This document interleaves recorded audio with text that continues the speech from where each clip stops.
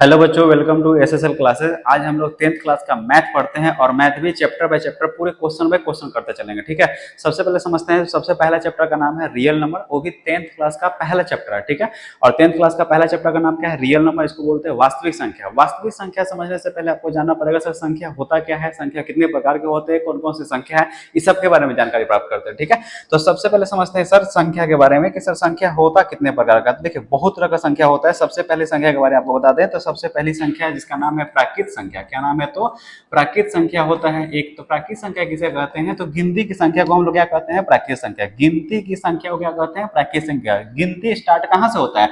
तो एक से। तो 1 2 3 4 5 ये सब के सब क्या है? तो प्राकृत संख्या। तो गिनती की संख्या को हम लोग क्या कहेंगे? प्राकृत संख्या। ये भी क्वेश्चन ऑब्जेक्टिव में पूछता है कि एक कैसी संख्या है? तो एक कैसी संख्या है? तो प्राकृत संख्या। याद रखिएगा, एक कैसी संख्या है? तो प्राकृत संख्या। उसके बाद समझिएगा दूसरी संख्या होता है पूर्ण संख्या। दूसरी संख्या का नाम क्या है? तो पूर्ण संख्या। और पूर्ण संख्या किसे कहते हैं? तो वैसी संख्या जिसका शुरुआत जीरो से हुआ। 0 1 2 3 4 ये सब के सब क्या है? तो पूर्ण संख्या। था जीरो कैसी संख्या है? तो पूर्ण संख्या। वैसी संख्या जिसकी शुरुआत जीरो से क्या कहलाएगा? पूर्ण संख्या। वैसी संख्या जिसका शुरुआत 1 से उसे क्या कहते हैं? प्राकृत संख्या। ये दोनों में तो कोई दिक्कत नहीं है। ठीक है, चलिए आगे चलते हैं। तो आगे होता है सर सम संख्या। कौन सी संख्या? तो सम संख्या। सम संख्या किसे कहते हैं? ध्यान से समझिएगा सर, वैसी संख्या जिसको दो बराबर बराबर भागों में बांट सके उसे हम सम संख्या कहते हैं। या आप कह सकते हैं कि वैसी संख्या जिसको दो से काटने पर पूरे पूरे कट जाए उसे हम लोग क्या कहते हैं? सम संख्या। उसे भी क्या कहते हैं हम लोग? तो सम संख्या। जिसको दो से पूरे पूरे काटेंगे वो भी क्या होगा? तो सम संख्या। जैसे देखिए 4 है, 6 है, 14 है, 208 है, इस सब के सब दो से कटेगा, है ना? उस सबको क्या कहेंगे? तो सम संख्या कहेंगे। या ये भी जानते होंगे कि वैसी संख्या जिसका इकाई में क्या होगा? 0 होगा, 2 होगा, 4 होगा, 6 होगा, 8 होगा, वैसी संख्या सब के सब क्या कहलाता है? तो सम संख्या। क्या कहलाता है? तो सम संख्या। ठीक है, चलिए आगे आते हैं दूसरी संख्या, अगली संख्या के बारे में जिसका नाम है विषम संख्या। क्या नाम है? विषम संख्या। तो विषम संख्या किसे कहते हैं? तो वैसी संख्या जिसको दो बराबर बराबर भागों में नहीं काट सकते उसे हम लोग क्या कहते हैं? विषम संख्या। उसे हम लोग क्या कहते हैं? विषम संख्या। 3 क्या है? विषम है। 5 क्या है? विषम है। 15 क्या है? विषम है। 21 क्या है? विषम है। 105 क्या है? विषम। ऐसे बहुत सी संख्या है जो दो से कटता नहीं है, उसे हम लोग क्या कहते हैं? विषम संख्या। ठीक है, चलिए और आगे चलते हैं।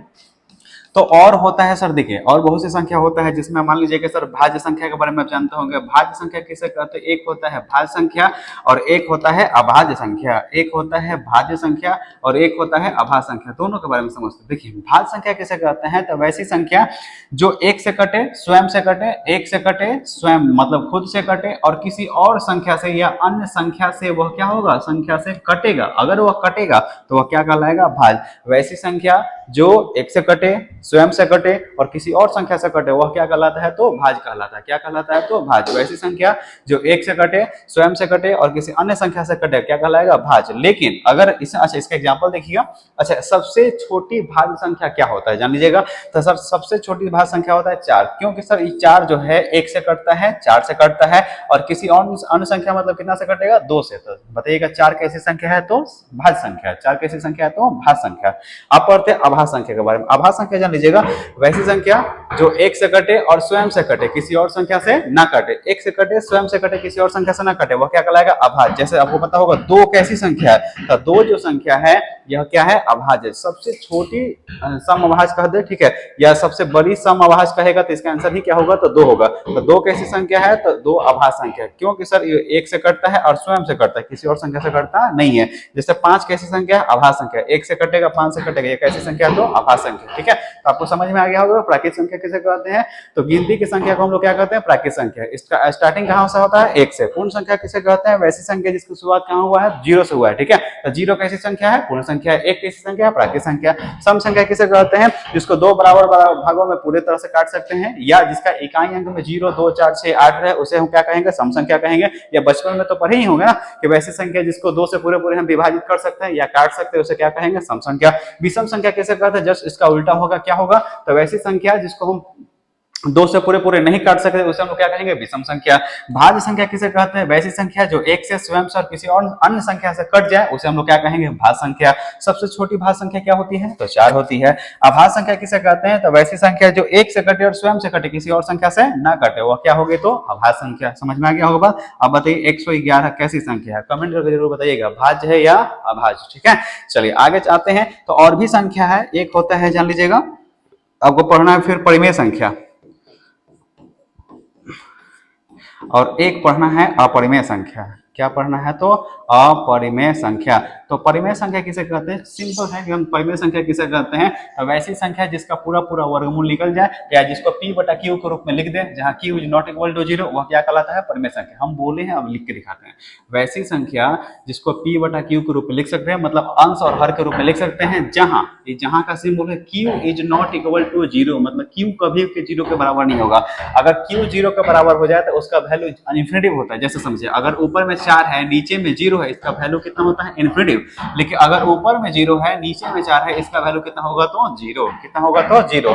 अगर ऊपर में अंश में 0 है और नीचे कोई संख्या है, उसका आंसर कितना होगा? 0 होगा। अगर नीचे कोई 0 है और ऊपर में कोई संख्या, उसका वैल्यू कितना होगा? तो इन्फिनिटिव। याद रखिएगा, ठीक है। तो यही कहा गया p बटा q के रूप में लिखेंगे, उसे हम लोग क्या कहेंगे? तो परिमेय। जैसे मान लीजिएगा √16 लिखा हुआ है, तो 16 परिमेय क्या परिमेय है? तो परिमेय है। 16 का वर्ग कितना होगा? 4। तो बोले सर ऊपर तो आ गया, नीचे कोई संख्या तो नहीं है? तो नीचे कुछ नहीं, तो 1 तो छुपा हुआ रहता है ना, नीचे क्या रहता है? तो 1 छिपा हुआ रहता है। तो 4 बटा क्या हो गया? 1 हो गया, है ना। तो 4 बटा 1 हो गया। तो बताइए परिमेय है कि अपरिमेय? तो ये संख्या क्या हो गया? तो परिमेय। अब अपरिमेय इसका जस्ट उल्टा होता है। अपरिमेय क्या होता है? जिसका पूरा पूरा वर्गमूल नहीं निकलता है, उसे हम लोग क्या कहेंगे? अपरिमेय। जैसे √3 क्या है? अपरिमेय है। √5 क्या है? अपरिमेय है। √32 क्या है? तो ये भी क्या है? तो अपरिमेय, ठीक है। तो परिमेय संख्या भी समझ में आ गया होगा, अपरिमेय संख्या भी समझ में आ गया होगा, सम संख्या समझ में आ गया होगा, विषम संख्या भी समझ में आ गया होगा। फिर आपको भाज्य संख्या बताएं तो अभाज्य संख्या समझ में आ गया होगा, प्राकृत संख्या बताएं तो पूर्ण संख्या समझ में आ गया। और इस सब संख्याओं के मेल को हम लोग कहते हैं वास्तविक संख्या, या इसी को बोलते हैं रियल नंबर। बात समझ में आ गया? इस सब संख्याओं का, सम का, विषम का, है ना, भाज्य का, अभाज्य का, परिमेय का, अपरिमेय का, इस सब के मेल को हम लोग क्या कहते हैं? तो वास्तविक संख्या। क्या कहते हैं बताइए? तो वास्तविक संख्या। क्या कहते हैं? वास्तविक संख्या, या इसी को बोलते हैं रियल नंबर, जो सबसे पहला ही चैप्टर में आपको पढ़ना है। क्या पढ़ना है? तो पहला चैप्टर में, जिसका नाम है क्या? वास्तविक संख्या, या इसको बोलते हैं रियल नंबर। चलिए आगे चलते हैं। अगर आगे देखा जाए तो देखिए, अगर इसका एक फॉर्मूला होता है जिसको बोलते हैं यूक्लिड के एल्गोरिथम विधि द्वारा कहीं ना कहीं फॉर्मूला निकलता है। फॉर्मूला कुछ होता नहीं, आपको एक बात बताते हैं। देखिए, बचपन से एक चीज पढ़ते आए होंगे आप लोग, जानते होंगे कि सर भाग जब भी देते होंगे छोटे क्लास में, ठीक है, तो भाग देते होंगे तो इसको क्या कहते हैं बताइए? इसी को कहते हैं, बीच वाला को कहते हैं भाज। क्या कहते हैं? तो भाज।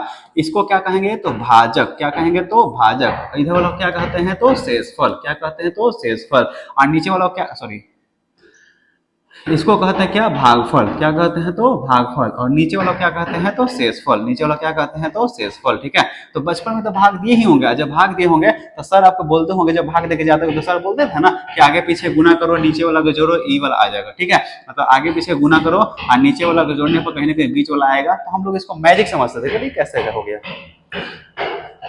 समझ गए? बहुत डिस्टर्बेंस हो रहा होगा, शायद आपको आवाज आ रहा होगा, ऊपर में छत पर काम हो रहा है, इसीलिए दिक्कत है। चलिए कोई बात नहीं, फिर भी देखते चलिए। देखिए यहाँ इसको बोलते हैं भाजक, इसको बोलते हैं भाग, इसको बोलते हैं भागफल, इसको बोलते हैं शेषफल। तो शेषफल को हमेशा जोड़ा जाता है, ठीक है। तो अब समझिएगा, अगर इसी चीज को हम लिखेंगे तो फॉर्मूला होता है कि भाज्य बराबर या विभाज्य बराबर, दोनों का एक ही नाम है, ठीक है। भाज्य कहे या विभाज्य कहे, तो फॉर्मूला होता है कि भाजक गुना भागफल। क्या होता है? तो भाजक गुना भागफल, भाजक गुना भागफल, ठीक है। अब प्लस क्या होता है? तो शेषफल। क्या होता है प्लस में? तो शेषफल, है ना। प्लस में क्या होता है? शेषफल। आगे पीछे गुना करना है, नीचे वाला को जोड़ना है। तो अब देखिए, अब इसमें जानते हैं, इसमें क्या होता है कि कुछ मानना पड़ता है। मानना क्या पड़ता है कि अगर माना कि, क्या मानेंगे? भाज्य को अगर a मान ले, अच्छे समझिएगा, भाज्य को a मान लिए, भाजक को b मान लिए, भाजक को क्या मान लिए? b मान लिए, भागफल को q मान लिए, भागफल को क्या मान लिए? तो q मान लिए, और शेषफल को r रिमाइंडर मान लिए, ठीक है। शेषफल को क्या मान लिए? तो r मान लिया। तब अगर इस फॉर्मूला पर बैठाइएगा तो भाज्य को हम a माने हैं तो यहाँ कितना हो गया? a हो गया। भाजक को क्या माने हैं? b माने तो b हो गया। गुना भागफल को क्या माने हैं? q माने तो q हो गया। प्लस शेषफल को क्या माने हैं? r है माने हैं, तो क्या हो गया? r हो गया। अगर इस चीज को थोड़ा और देखा जाए, इसको ऐसे लिख सकते हैं कि a बराबर b में q से गुना कीजिए, क्या आएगा? तो bq। प्लस कितना हो गया? r हो गया। अर्थात यही फॉर्मूला है, और इसी फॉर्मूला को हम लोग बोलते हैं क्या? कि यूक्लिड के, क्या कहते हैं? तो यूक्लिड के एल्गोरिदम विधि। क्या कहते हैं? यूक्लिड के एल्गोरिदम विधि, एल्गोरिदम विधि। लेकिन हाँ, एक बात और याद रखिएगा, इस विधि द्वारा हमेशा HCF निकलता है, HCF, हायर कॉमन फैक्टर, या HCF को कहते हैं क्या? मसा कहते हैं। क्या कहते हैं? तो महत्तम समापतक या मसा कहते हैं। तो ये भी ऑब्जेक्टिव में क्वेश्चन पूछता है कि यूक्लिड के एल्गोरिदम विधि द्वारा क्या निकलेगा, तो बताइएगा HCF निकलता है, हायर कॉमन फैक्टर निकलता है। तो ये फॉर्मूला क्या होगा? जब भी यूक्लिड का एल्गोरिदम विधि कहेंगे तो फॉर्मूला होगा a बराबर BQ प्लस r। क्या फॉर्मूला होगा? तो a बराबर BQ प्लस r। समझ में आ गया होगा बात, है ना। स्क्रीनशॉट मारिए या तो उसको लिख लीजिए।